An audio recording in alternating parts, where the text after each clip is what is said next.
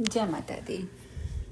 श्री नारायण आगे कहते हैं, हे नारद, सूर्य से 10,000 योजन नीचे राहु मंडल कहा गया है। यह सिंह का पुत्र राहु योग्य न होने पर भी नक्षत्र की भांति विचरण करता रहता है।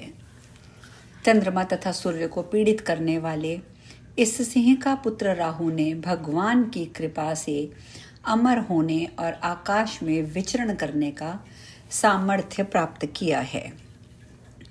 13,000 योजन वाला विस्तार वाला ये असुर 10,000 योजन विस्तार के बिंब मंडल वाले तपते सूर्य का तथा 12,000 योजन विस्तृत मंडल वाले चंद्रमा का आच्छादक कहा गया है।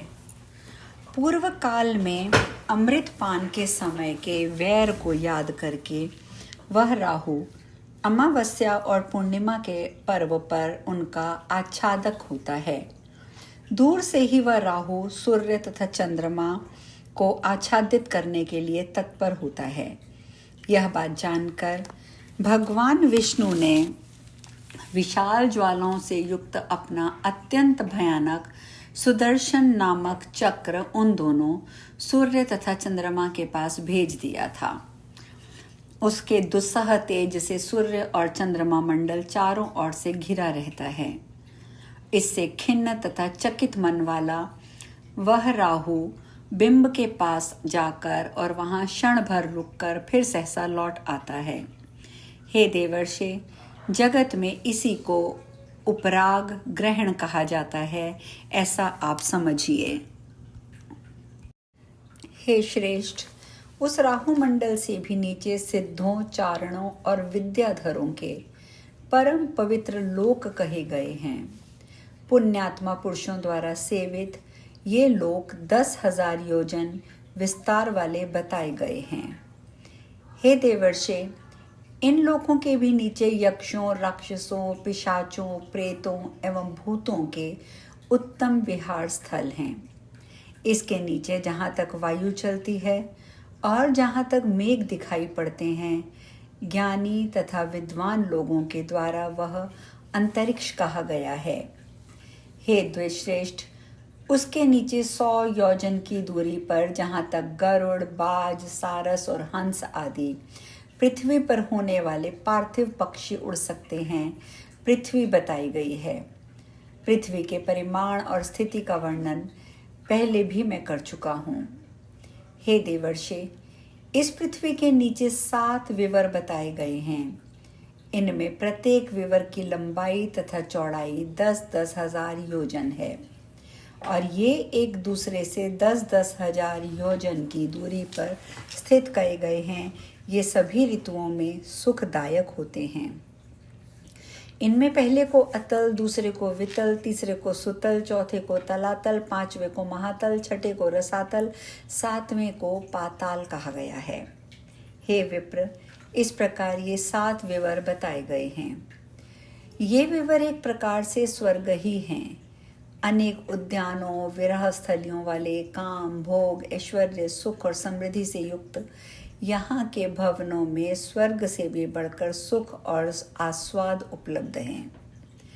यहाँ निवास करने वाले महाबली दैत्य, नाग तथा दानव अपने स्त्री, पुत्रों और बंधुओं के साथ सदा आनंदित तथा प्रफुल्लित रहते हैं।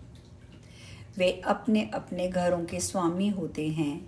मित्र तथा अनुचर आदि सदा उनके पास विद्यमान रहते हैं।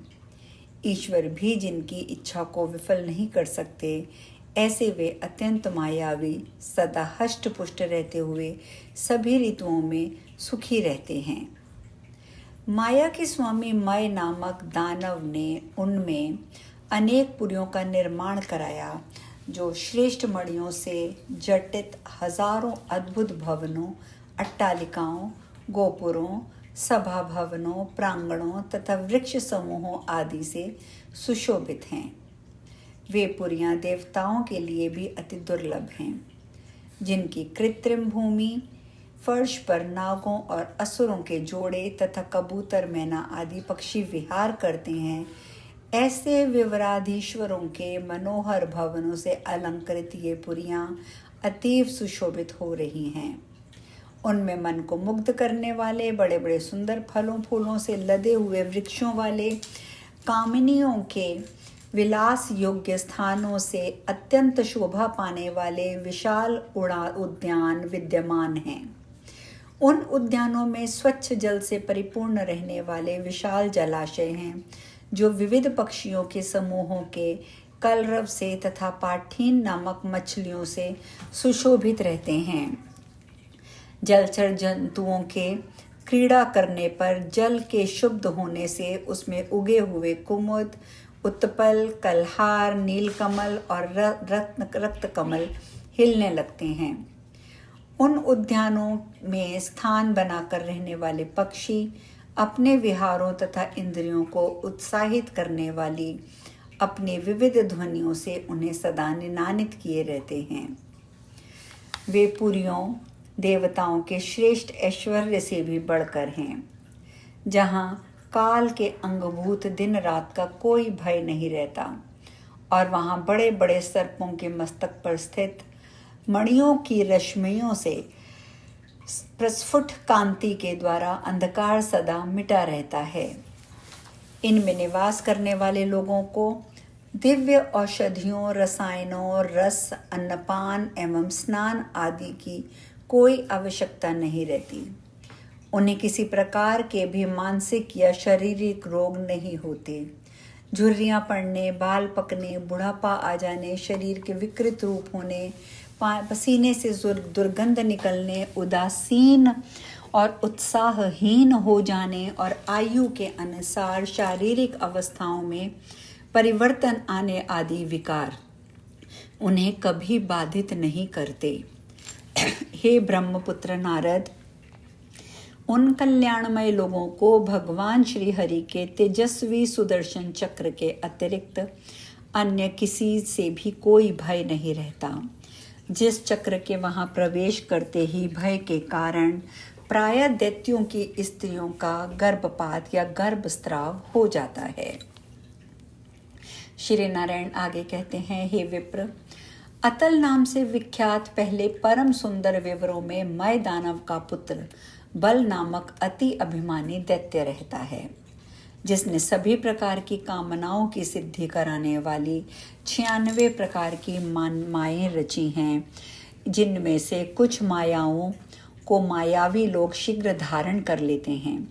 और जिस बलवान दैत्य बल के जम्हाई लेते ही तीनों लोकों के लोगों को मोहित कर देने वाली बहुत सी स्त्रियां उत्पन्न हो जाती हैं, वे पुंशली, स्वैरिणी और कामिनी इन नामों से प्रसिद्ध हैं। जो अपने प्रिय पुरुष को बिल रूप भवन में एकांत में ले जाकर उन्हें प्रयत्नपूर्वक हाटत नामक रस पिलाकर शक्ति संपन्न बना देती है।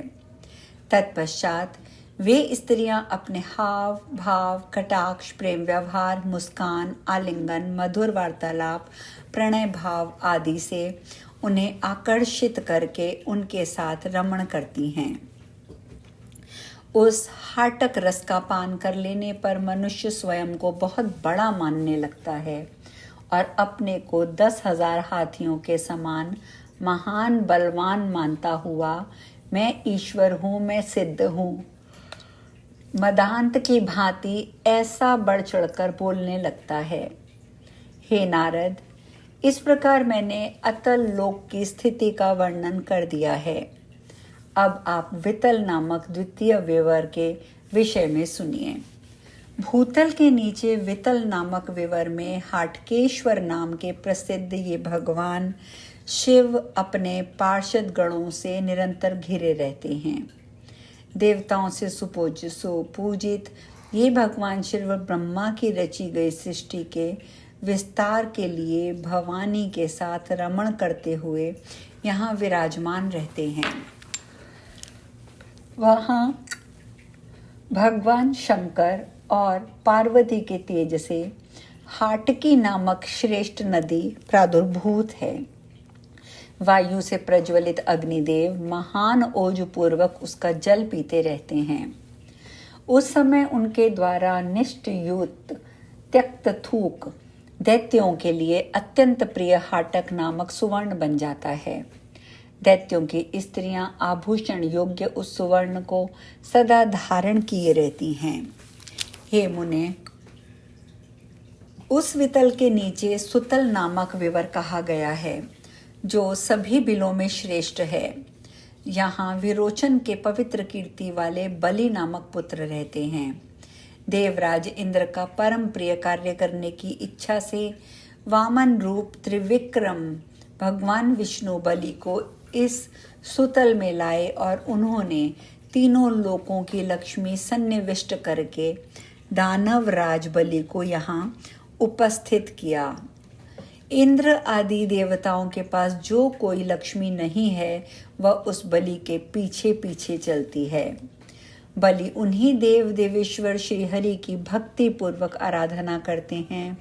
वे सुतल के अधिपति के रूप में आज भी निर्भय होकर वहीं रहते हैं। आज हम कथा में यहीं विश्राम लेंगे। जय माता दी।